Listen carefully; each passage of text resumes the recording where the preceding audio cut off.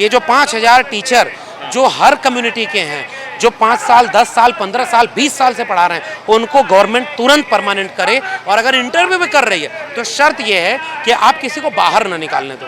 अगर सबको ख़त्म करके एक रंग के टीचर भर दिए जाएं, एक जात के टीचर भर दिए जाएं, जैसे दिल्ली विश्वविद्यालय के 90-92 कॉलेज हैं, इसमें कितने SC ST OBC माइनॉरिटी के प्रिंसिपल हैं। इसका नाम है विश्वविद्यालय, ग्लोबल नॉलेज हब है ये।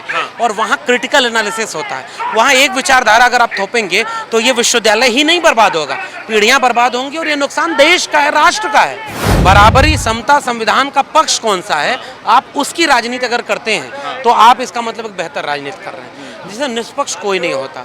आप मेरे पूरे करियर का इम्तिहान ले रहे हो, आपने कोई रिटन एग्जाम किया नहीं है, आप सारा कुछ इंटरव्यू पर तय है। इंटरव्यू का निर्णय जो हो गया, गोला बारूद और वायुयान कम खरीदें, कलम और किताब पर पैसा खर्च करें, वरना ये देश केवल हथियारों से नहीं बचेगा। नमस्कार, मैं इस वक्त मौजूद हूँ ITO पे स्थित UGC बिल्डिंग के बाहर। और आज UGC बिल्डिंग पर DUTA का एक बड़ा प्रदर्शन हो रहा है। बड़ा प्रदर्शन है एक मांग को लेकर, जितने भी एडहॉक के शिक्षक हैं, जितने भी एडहॉक के कर्मचारी हैं, उनको परमानेंट किया जाए और डिस्प्लेसमेंट को रिवोक किया जाए। नमस्कार सर, आप नाम क्या है सर आपका? मेरा नाम कृष्ण मोहन वत्स है। मैं डूटा का एग्जीक्यूटिव हूँ। अच्छा, तो सर आप भी क्या एडहॉक पर ही हैं? हाँ। अच्छा, कितने साल हो गए आपको जॉब करते हुए? 20 साल।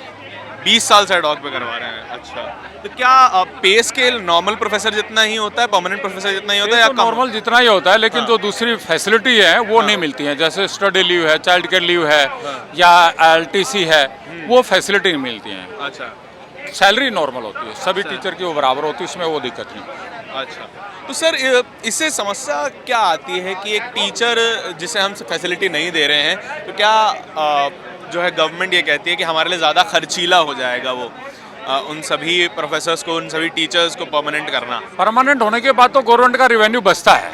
अच्छा, गवर्नमेंट का रेवेन्यू ज़्यादा बचता है, क्योंकि जो परमानेंट होते हैं उनका CPF GPF में कुछ पैसा कटता है, ऐड होकर तो वो भी नहीं कटता, उनको तो एक मुश्त देना ही देना होता है। तो CPF GF का पैसा गवर्नमेंट का उस तरह से रिवेन्यू में गवर्नमेंट का ही जाता है, उससे गवर्नमेंट को नहीं है। लेकिन एक जो सर्टेनिटी चाहिए, जो एक निश्चितता आती है कैरियर को लेकर के, जो अनिश्चितता बनी रहती है, वो नहीं होनी चाहिए, वो बंद होनी चाहिए किसी पे भी।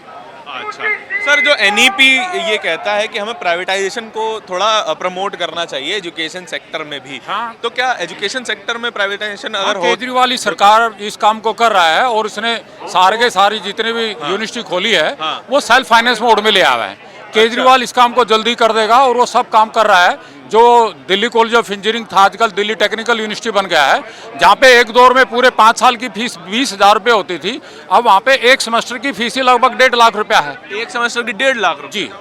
अच्छा, तो सर क्या इससे ऐसा नहीं होगा कि जो है यूनिवर्सिटी वो प्रॉफिटेबल हो जाएंगी? क्या बिजनेस के नजरिए से कभी हमें एजुकेशन को देखना चाहिए? ये तो केजरीवाल बताएगा किस नजरिए से देख रहा है, लेकिन ये बिजनेस के संस्थान नहीं है। यहाँ एक शिक्षक के नजरिए, एक शिक्षक के नजरिए से बता रहा हूँ, ये शिक्षा कोई व्यवसाय का साधन नहीं है।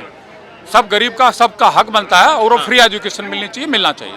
तो सर जो EWS का जो आरक्षण लाया गया है, उससे आप सहमत हैं कि EWS का भी आरक्षण होना चाहिए? तो आरक्षण इस देश में जरूरत है, समय की जरूरत है, वो आना चाहिए, वो हर हालत में आएगी। कोई भी आरक्षण व्यवस्था हो, कोई भी सरकार हो, उसको डिनाई नहीं करती, डिनाई कर भी नहीं सकती। जो संवैधानिक प्रोविजन उसको देना ही पड़ेगा, देना भी चाहिए। देखिए आपको ये समस्या बहुत बड़ी असल में दिखाई देती है कि कम से कम 4500 से 5,000 के आसपास जो है एडहॉक के टीचर्स हैं, और उनकी जो करियर में अनिश्चितता है वो आज 20-20 साल के बाद भी नहीं गई है। हम और भी टीचर्स से बात करेंगे। सर, एडहॉक की जो समस्या है कि हमारे पास करीब 4500 से 5,000 के एडहॉक के टीचर्स हैं, उनको समाहित करने के लिए गवर्नमेंट ये कहती है कि हमारे पास उतना फंड नहीं है, और वो हमारे लिए बहुत ज़्यादा खर्चीला हो जाएगा। उस पर क्या समझ रहे हैं? नहीं, देखिए, फंड तो इतना है कि इस देश में कुछ लोग दुनिया के दूसरे सबसे अमीर हो जाते हैं। अच्छा, तो पैसा है ना भाई। हाँ। वो सरकार का पैसा सरकार का होता नहीं, जनता का है। और नीतियाँ ऐसी बनती हैं कि जनता का पैसा केंद्रित होते होते कोई पूंजीपति बन जाता है, तो पूंजी से पूंजी बनाते जाता है, वो आगे बढ़ता है। हाँ। लेकिन आप गरीब, कमज़ोर, मजलूम उनको छोड़ दीजिए। इस देश में एक डेमोक्रेटिक वेलफेयर स्टेट में एजुकेशन एक इंस्टीट्यूशन है। वो इंस्टीट्यूशन उस देश को बेहतर करने के लिए पीढ़ियां तैयार करने के लिए, समाज की बुराइयों से लड़ने की तैयारी के लिए, इस देश को मजबूत करने का काम करता है। उस इंस्टीट्यूशन के अगर आप उसके लिए अगर आपके पास पैसा नहीं है तो फिर पैसा किसके लिए? थोड़ा हथियार कम खरीदें, गोला बारूद और वायुयान कम खरीदें, कलम और किताब पर पैसा खर्च करें, वरना ये देश केवल हथियारों से नहीं बचेगा। नई शिक्षा नीति ने इस देश में पब्लिक फंडेड एजुकेशन सिस्टम को प्राइवेट एजुकेशन सिस्टम में तब्दील कर दिया है। अगला सवाल मेरा यही था। हाँ, इसीलिए पैसा नहीं है और इसीलिए कहा जा रहा है कि सेल्फ फाइनेंस कोर्स ले आए जाएं, इसीलिए कहा जा रहा है कि आपको लोन लेना पड़ेगा। आज हम लोग यूजीसी पर खड़े हैं, तो यूजीसी से कहा जा रहा है कि आप जितना, जैसे ये इलाहाबाद विश्वविद्यालय के कुलपति ने क्या कहा, वहाँ छात्र प्रोटेस्ट कर रहे हैं, वो कह रहे हैं कि 4 गुना मत बढ़ाओ, हम नहीं पढ़ पाएंगे, गरीब कमज़ोर पहली पीढ़ी के लोग हैं, हमें पढ़ने भी नहीं दोगे, नौकरी भी नहीं दोगे, तो हम जाएंगे कहाँ? केवल बजरंग दल विश्व हिंदू परिषद में जाएंगे? अरे भाई, हमारे माँ बाप ने कोई सपना देखा, हमारा कोई सपना है, हम एक बेहतर नागरिक बने, इस देश को कुछ दे सकें, उसके लिए हमें एजुकेशन चाहिए और पैसा है नहीं। अगर फीस ज़्यादा हो जाएगी तो एजुकेशन कैसे मिलेगी? वो लड़ रहे हैं। कुलपति ने कहा कि हमारे ऊपर यूजीसी चिट्ठी आई है कि आप जितना विद्यार्थियों की फीस से लेंगे उसी का 3 गुना हम आपको लोन देंगे।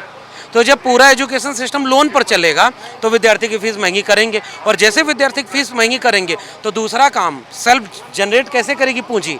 विद्यार्थी की पैसा वो करो और टीचर को बाहर करो। इसलिए वो जो आपका सवाल है कि पैसा बिजनेस की नज़र से देखने लगते हैं, मुनाफा यार, ये जो विश्वविद्यालय है, स्कूल है, इनकी ज़मीनें, इनकी इमारतें, इन पर जो इन्वेस्टमेंट होता है, इन पर जो संभावना है कि करोड़ रुपया कमाया जा सकता है, वही सब तो सरकार बनवाते हैं, वही सब चुनाव लड़वाते हैं। और WTO तक केवल भारत की पूंजीपति नहीं, वैश्विक पूंजी इसमें लगी हुई है कि हम आपको पैसा उधार में तब देंगे जब अपना एजुकेशन सेक्टर हमारे मुनाफे के लिए खोलेंगे। तो ये पॉलिसी लेवल का अटैक है और ये सरकार उसको बहुत तेजी से कर रही है। किसको चिंता है? 10 और गवर्नमेंट के स्मृति ईरानी रही हो HRD minister, Prakash Javadekar HRD minister रहे हो, रमेश पोखरियाल निशंक रहे हो या धर्मेंद्र प्रधान, सारे लोग पिछले 5 साल 7 साल से जब से सरकार बनी है, दिल्ली विश्वविद्यालय स्पेसिफिक में बात करो, जो कि आज हम लोग इसकी प्रोटेस्ट में आए, उन्होंने सदन से लेकर के सड़क तक हर जगह बयान दिया कि हम 6 महीने में भर देंगे, सारे एडहॉक को परमानेंट कर देंगे, हम साल भर में भर देंगे। सारे एडहॉक को परमानेंट करना छोड़िए, NEP में 40% पोस्ट ही खत्म हो गई है। तो ये आखिरी बार दिल्ली विश्वविद्यालय थोड़ा थोड़ा कर रहा है कि चलो हम परमानेंट अपॉइंटमेंट करेंगे। 15 साल पढ़ाए हुए व्यक्ति को बाहर कर दिया, ये कौन सा परमानेंट अपॉइंटमेंट है? ये उस जो 15 साल पढ़ाया इसमें उसका दोष, ऑर्गेनाइजेशन का एक्सपीरियंस है, सब कुछ है। अगर वो एलिजिबल नहीं है, उसमें मेरिट नहीं है, तो 15 साल उसने जिन विद्यार्थियों को पढ़ाया है उनका नुकसान हुआ कि नहीं? और अगर उसका नुकसान हुआ तो दोषी कौन है? वो व्यक्ति जो पढ़ाया, उसको इस सिस्टम में लाने वाला कौन है? इंटरव्यू बोर्ड में बैठकर इंटरव्यू किसने लिया? उसको सेलेक्ट किसने किया? 15 साल उससे क्लासेस किसने लिलवाई? तो वो एलिजिबल नहीं था, तो उसका दोषी कौन है? और 15 साल बाद जब उसे बाहर आप कर रहे हो, तो ये सिस्टम से बाहर नहीं कर रहे, ये सिफारिश से बाहर कर रहे हैं, ये मेरिट नहीं, ये सिफारिश से बाहर हो रहा है। कौन RSS का व्यक्ति है, कौन केंद्रीय मंत्री का है, कौन प्रोफेसर का है, कौन प्रिंसिपल का है, कौन नहीं जानता है भाई। हम तो बोल देते हैं तो दुश्मन बन जाते हैं। इस देश में करप्शन जैसे किस लेवल पर नहीं है, बोलता कोई नहीं। इसी तरह से कौन कुलपति किस रूप में बनाया जा रहा है, किसका कौन है, आज कुलपति बदल रहा है, कल से वहाँ हवन हो रहा है, गौशालाएं खुल रही है, प्रिंसिपल खुल रहा है। जिस तरीके से मैं इसको समझ रहा हूँ कि अगर हम एक विचारधारा विशेष के लोगों को एजुकेशन में लेके आते हैं, विश्वविद्यालय में लेके आते हैं, तो वो छात्र भी वैसे ही बनाएंगे जो कि उनकी विचारधारा को सपोर्ट करें। मैं ठीक समझ रहा हूँ? बिल्कुल ठीक समझ रहे हैं, और यह काम सब लोग करते हैं। हाँ। ऐसा नहीं कि RSS ने शुरू किया है, RSS बहुत लंबे समय से चाहता है एजुकेशन इंस्टीट्यूशन को वो अपने कब्जे में रखे, लेकिन इसके पहले जिनकी सरकारें नहीं, उन्होंने भी तो अपने ढंग से लोगों को रखा, झंडे का रंग देख करके रखा। तो विश्वविद्यालयों में तो 99% तो एक खास किस्म का परिवारवाद कह लें, पार्टीवाद कह लें, कुछ भी कह लें, करता है। अब जो स्थिति गंभीर हो रही है वो ये हो रही है कि आप जो सिस्टम में है उसका जिम्मेदार कौन है, वो सिस्टम में कैसे एंट्री करेगा। आप इंटरव्यू का पैनल बोर्ड रहते हो, 2 मिनट 3 मिनट में इंटरव्यू लोगे, 2 मिनट 3 मिनट में आप मेरा कौन सा सवाल का जवाब मैं दे सकता हूँ? आप मेरे पूरे करियर का इम्तिहान ले रहे हो, आपने कोई रिटन एग्जाम किया नहीं है, आप सारा कुछ इंटरव्यू पर तय है। इंटरव्यू का निर्णय जो हो गया। API स्कोर होता है, एकेडमिक परफॉर्मेंस इंडेक्स, उससे क्या होता है कि शॉर्टलिस्ट होता है कि कौन इंटरव्यू देगा कौन नहीं देगा। या तो उसको इंक्लूड किया जाए या तो एक क्राइटेरिया बनाया जाए। सब एलिजिबल भी नहीं है इंटरव्यू के लिए? नहीं, उसमें एपीआई स्कोर में जो एलिजिबल होता है वही इंटरव्यू देने आता है। उसकी कट ऑफ बनती है, उस कट ऑफ को जो पार करता है वो एलिजिबल इंटरव्यू देने के लिए। 3 मिनट का इंटरव्यू, एक दिन में 200 लोग इंटरव्यू दे रहे हैं, इस समय चल रहा है दिल्ली विश्वविद्यालय में, एक दिन में 200 लोग इंटरव्यू दे रहे हैं। इसलिए दिल्ली विश्वविद्यालय शिक्षक संघ ने पिछले कम से कम 4-5 साल से एक मिशन अभियान चलाया कि जो लोग यहाँ पढ़ा रहे हैं वो मेरिटधारी हैं, वो डिग्री रखते हैं, उनके पास आर्टिकल है, वो बच्चों को पढ़ा रहे हैं क्योंकि एक बार उनका सिलेक्शन हो चुका है। अब आप कोई रूल एंड रेगुलेशन ले आकर के उनको सिस्टम में ले आइए, और जो फ्रेश पोस्ट आ रही है, ईडब्ल्यूएस एक्सपेंशन का, ओबीसी एक्सपेंशन की पोस्टें आ रही हैं, आप उन पर फ्रेश अपॉइंटमेंट करिए, क्योंकि ये लोग तो यहाँ से अगर निकाल दिए गए, जो 10 साल 15 साल पढ़ा करके बाहर निकल गया वो कहीं नौकरी पाएगा? आपने बाकी विश्वविद्यालय तो कहीं और अप्लाई भी नहीं कर कुछ नहीं कर सकता, वो करियर भी दूसरा कोई नहीं चुन सकता। और इस समय इस विश्वविद्यालय में, और जो लोग इस समय विश्वविद्यालय में जीते हैं टीचर पॉलिटिक्स करके, उन लोगों ने भी वादा किया था कि हम रेगुलराइजेशन करेंगे, जो जहां पढ़ा रहा है उसका परमानेंट करेंगे विद करेक्ट रोस्टर। मुझे एक पैरेलल मेरे को एक समझ में आ रहा है कि टीचर के स्तर पे एक राजनीति है जो कि पॉलिटिकली मोटिवेटेड है, और छात्रों के स्तर पे जो राजनीति होती है, छात्रों के स्तर पे राजनीति को हम रिप्रेजेंटेशन कह देते हैं कि हमें छात्रों को राजनीतिक तौर पे जागरूक करना चाहिए। लेकिन जब टीचरों के स्तर पर राजनीति होती है तो सवाल उठते हैं, ऐसा क्यों है सर? देखिए, राजनीति तो राजनीति, मैं राजनीति को बुरा नहीं मानता, नंबर 1 बात। हम सब जो कर रहे हैं ये सब भी हमारी एक राजनीति है।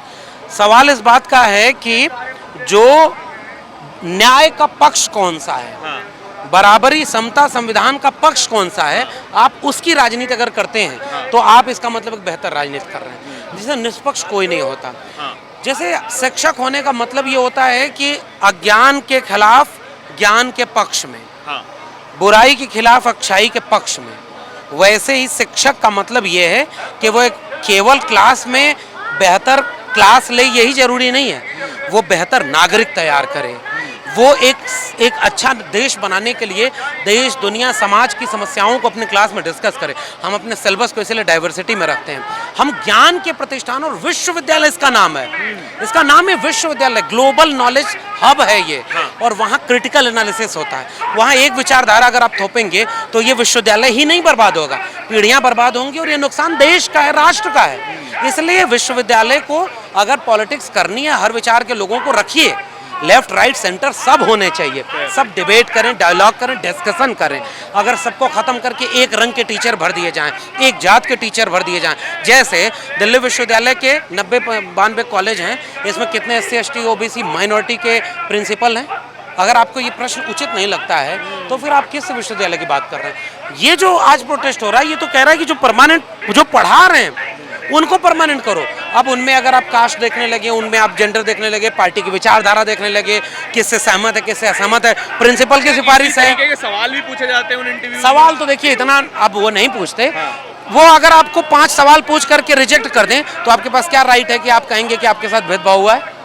फेयर, वहां पर चालाक लोग हैं, अब वो भेदभाव ऐसे नहीं करेंगे जो भेदभाव दिख जाए, जो पोल खुल जाए बड़े अच्छे से। जैसे कुछ होता नहीं है कि हम अब जाति नहीं मानते, हम ब्राह्मण हैं और शुद्ध के साथ एक ही थाली में खाना खाते हैं। अच्छा। इससे जातिवाद खत्म नहीं हो जाता। इंटरव्यू में वो नहीं कर सकते, और खासकर दिल्ली विश्वविद्यालय की बात है। लेकिन मैं उस पूरी प्रक्रिया पर सवाल उठा रहा हूँ कि 3 मिनट 5 मिनट में किसी का पूरा करियर आप कैसे जांच सकते हैं? चलो आप नहीं जा सकते तो 15 साल जो पढ़ाया, 10 साल जो पढ़ाया, अब आप उसका क्या जांचना चाहते हैं? उसने 10 साल 10 बैच पढ़ा दिए हैं, हजारों विद्यार्थियों को पढ़ाकर डिग्री दिलवा दी है, उनको करियर दिलवा दिया। कई विद्यार्थी तो उसके पढ़ाए हुए जो नौकरी पा गए हैं, आगे करियर बना रहे हैं, अब आप उसका क्या जांचना चाह रहे हैं? इसलिए हमारी शर्त ये है कि ये जो 5000 टीचर जो हर कम्युनिटी के हैं, जो 5 साल 10 साल 15 साल 20 साल से पढ़ा रहे हैं, उनको गवर्नमेंट तुरंत परमानेंट करे। और अगर इंटरव्यू भी कर रही है तो शर्त यह है कि आप किसी को बाहर ना निकालने दो। नई पोस्ट है ईडब्ल्यूएस की 25% और 54% ओबीसी एक्सपेंशन की पोस्ट है, आप उस पर फ्रेश अपॉइंटमेंट करिए। इसके लिए प्रोटेस्ट हो रहा है। विश्वविद्यालय भी बचेगा, देश भी बचेगा, हमारा करियर भी बचेगा। शुक्रिया, थैंक यू। देखिए, ये सारी बातें हैं जो लक्ष्मण यादव से आपने सुनी, और ये सभी वो बातें हैं जो ज़रूरी हैं। शिक्षा को कभी भी प्रॉफिट के नज़रिए से नहीं देखा जाना चाहिए। शिक्षा एक ग्लोबल जो है वो प्रोफेशन है, नोबल प्रोफेशन है, जो एक राष्ट्र के बिल्डिंग में काम आता है, एक शिक्षक एक छात्र के पूरी जिंदगी को बनाने में काम आता है। हमें उसे हल्के में नहीं लेना चाहिए और उस पर खर्चे को खर्चा न समझा जाए, उसको इन्वेस्टमेंट समझा जाए कि वो आपको भले ही धन का नफ़ा नहीं देगा, लेकिन वो एक बेहतर नागरिक होने का नफ़ा ज़रूर देगा। पूरी बातचीत आपको कैसी लगी उसे कमेंट सेक्शन में ज़रूर बताएं। सहमत है असहमत है सब बताएं, क्योंकि डायलॉग डिस्कशन बहुत ज़रूरी है।